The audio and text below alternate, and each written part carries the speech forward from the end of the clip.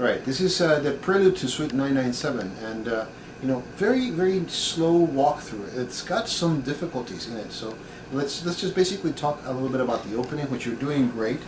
Now, I always try to get this part of your hand closer to the bottom of the neck, especially in a piece like this with Bach, right? I notice that you're keeping your fingers a little bit away.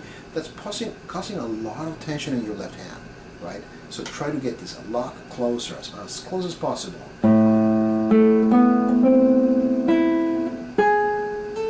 Now, we have not talked too much about it, but it is important to mute that bass. Right there on the second beat. Watch my right hand. Right, I said play that 4 on the 3rd string.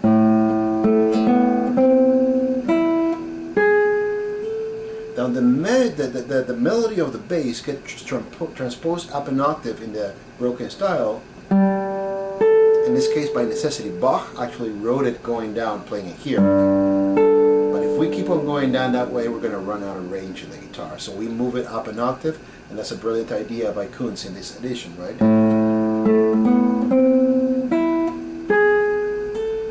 Now, a lot of people play this here. I notice that you're playing it open, and it's fine. Mute right there in the second beat.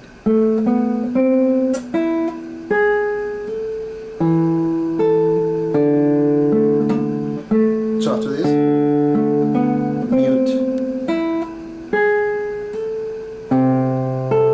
After this D, bring your operation to 1st position. Same finger, pinky. That's where you mute your D, right?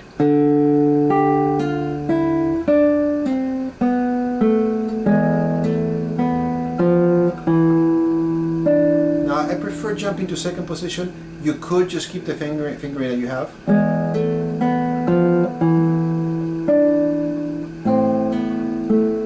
Right?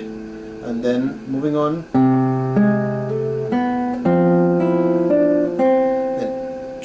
Things connected. Hang on to that C as you come in to play that F. If you don't do that, right, you lose the connection. And then 2 and 4.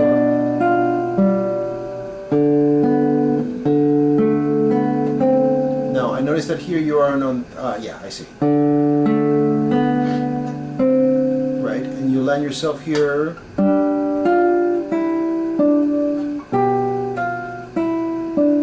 That's a pretty clever fingering, right?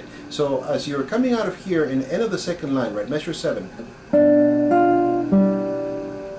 Still on in the 1st positions. That's your A.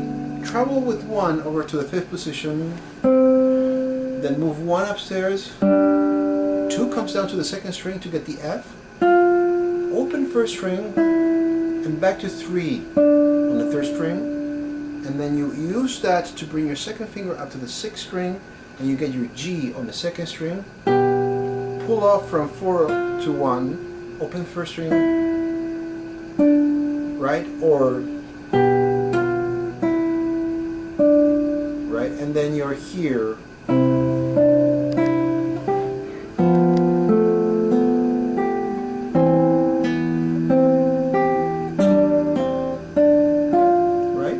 Nice and slowly.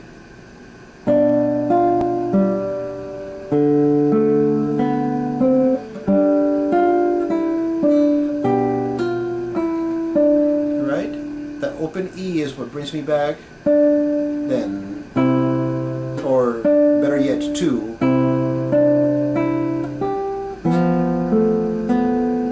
Then 1 and 2.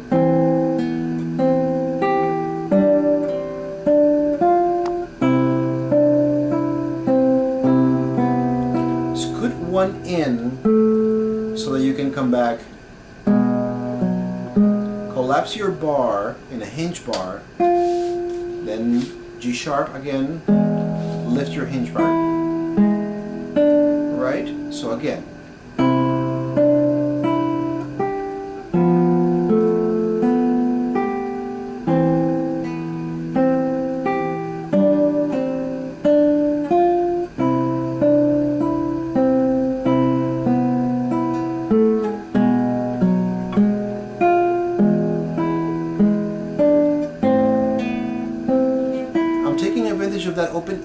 jump to 5th position,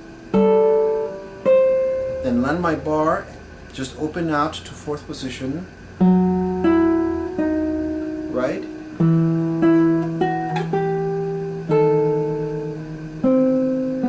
Right? It's an interesting fingering that is in addition, right? So you got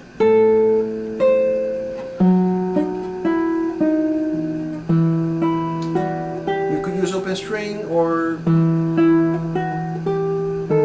right, I suggest to let go of that E on the 7th fret 5th string just a little bit prematurely. You know, the enharmonic resonance of your open 6th string is going to carry that out, so that way you don't have to hold that as you get ready for that, right? So let it go a 16th note earlier. As you move to the G, then right here it's a mini bar, right? Right, again,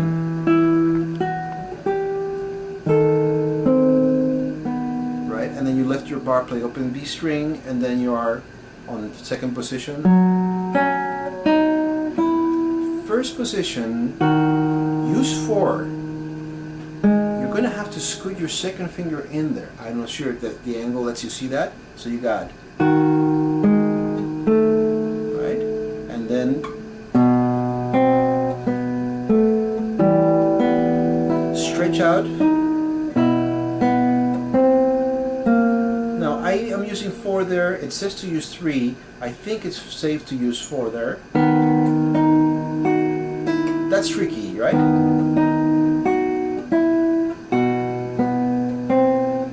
Right, it says to use 4 for that A. It's an A sharp, right? Just remember you have it in the middle of the measure. So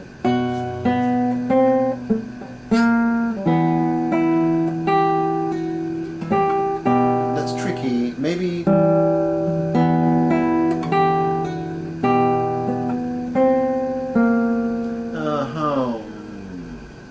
I'm not sure that that's a good fingering. We're talking about measure 12, right?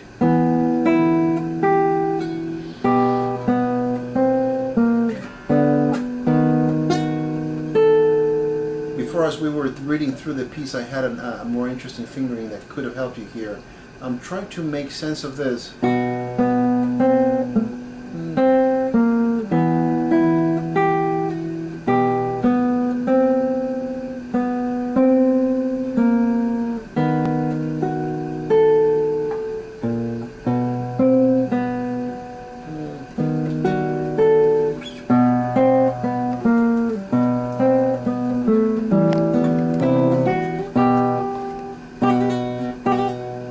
So, okay, I think I have a solution for you. Moving to measure 12. You're coming out of this in measure 11, last bit of it.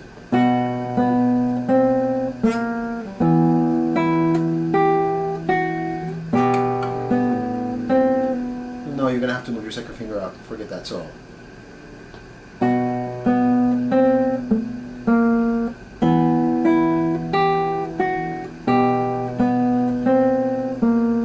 Then you're going to move 2 up to the 5th position, and I suggest that right after you do that,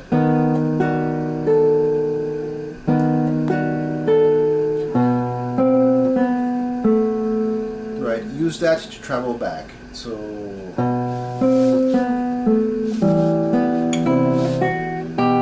now, and here is a trick. When you get to the 1st string, to that F sharp, you need to actually keep 1 and 2. Here you're on 5th string, and here on the 2nd string. And you're going to actually set up a chain pull-off or a trill, right? So you play the 4 here, right? But it's only going to work because you set it up beforehand, right? So coming out of this,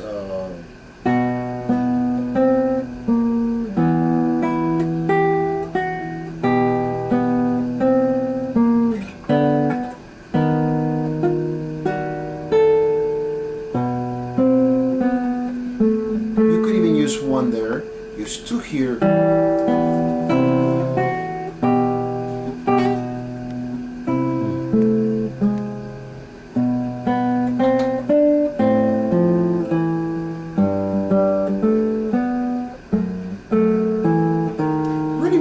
that 4 there, although you are right there with second finger and you could use 3, you don't want to stick in the index finger to do that. Better to use 4, so you can use 3 and then 1, right? So, you're coming out of here.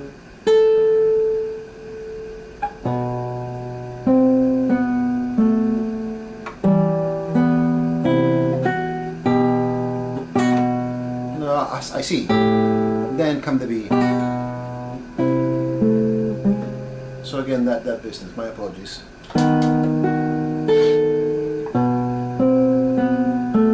Do use the 3 and the 5th string because it's a common finger. Land and keep that 2 in place, right? Because it's going to come in handy as you land the B, right? Did you notice that? So you have, keep the 2,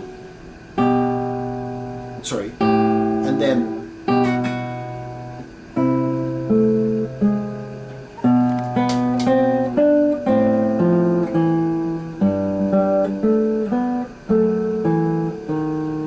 you're going to jump right back to that 5th position area. Stretch, right? Try to hang on to that G as much as possible, or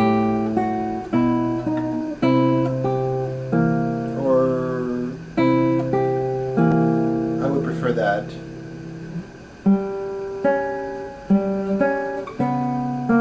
A sharp, remember that? But we came up with a nice cheat on measure 16. Instead of following the score, that really helps you nicely connect that bass line. It's not going to hurt it too much if you actually were to play that C sharp with 4, then move over.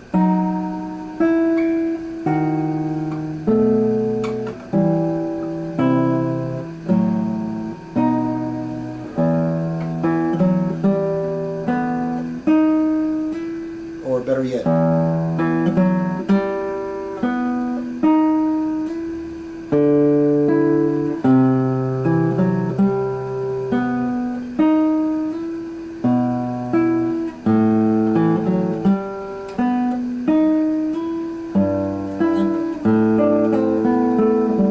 etc. Basically following the same pattern.